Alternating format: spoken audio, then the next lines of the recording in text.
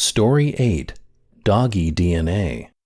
As we walked down the alley behind the chocolate ear together, Rochester noticed the brindle boxer in front of the pawn shop at the corner of Ferry Street before I did. He's always eager to make new friends and thinks every dog on the street will be as gregarious as he is.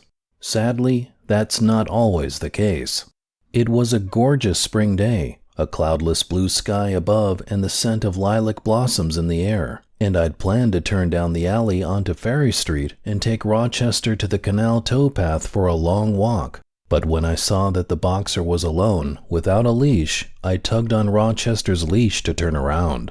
Rochester strained forward as the boxer lifted his leg on a stone planter of yellow daffodils in front of the pawn shop. Then the door swung open and a young woman rushed out. She had big round framed sunglasses and a frizzy mop of bright red hair that immediately attracted my attention, and she wore a shapeless brown tent dress that swirled as she moved. She took off toward Ferry Street, the boxer right behind her. As she ran, her head appeared to tilt to the right, and I realized as she grabbed at her hair that she was wearing a wig. I watched in fascination as she pulled the wig off. Then she and the dog turned the corner and were gone. A moment later, a portly man in baggy jeans and a fisherman's shirt came out of the pawn shop door. He looked up and down the alley. "You see a girl come running out of here?" he asked me as Rochester and I approached. "Yeah, with a bright red wig?" I asked. "She and her dog ran down to Ferry Street and turned right." "She looks so innocent with that goofy red hair," he said. "I should have never turned my back on her."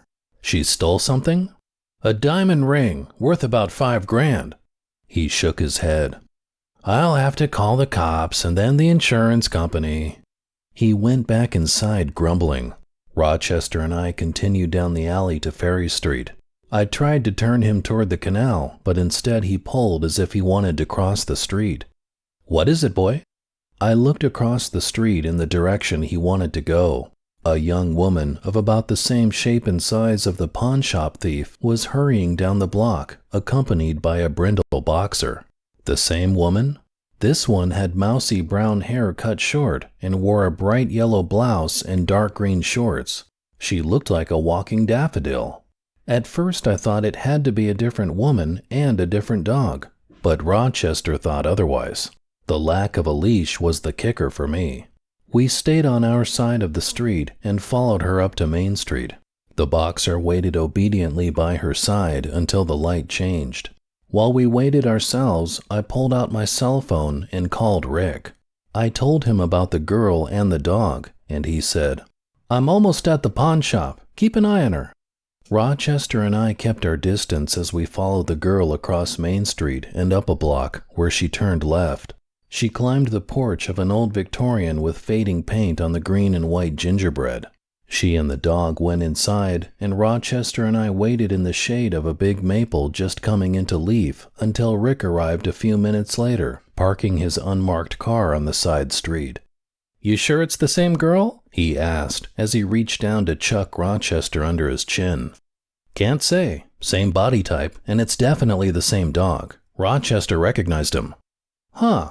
The crime dog strikes again."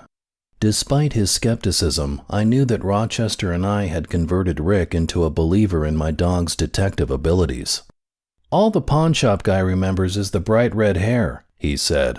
"He couldn't identify her." "What about the dog?" "He didn't say anything about a dog." Rochester and I saw the dog, a brindle boxer, pee on the planter in front of the pawn shop. "I'll bet you could get the dog's DNA and match it. They do that kind of thing now, you know." "Not in Stewart's Crossing," he said. "The chief would laugh me right out of his office if I suggested that." "But the girl doesn't have to know that. You're always complaining that people assume too much from DNA evidence, right? That they have no idea how complicated it is?" "Yeah." "So when you talk to her, tell her that you got the dog's DNA from the planter, and if she wasn't with him, then someone else was, and you need to take the dog in for evidence." He shook his head, and I wasn't sure he was going to take my idea.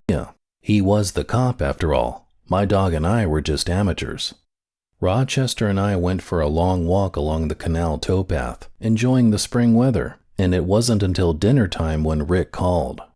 "Never underestimate the dumbness of the common criminal," he said, She bought the story about the doggy DNA. She said she'd hand over the diamond ring if I didn't take her dog away.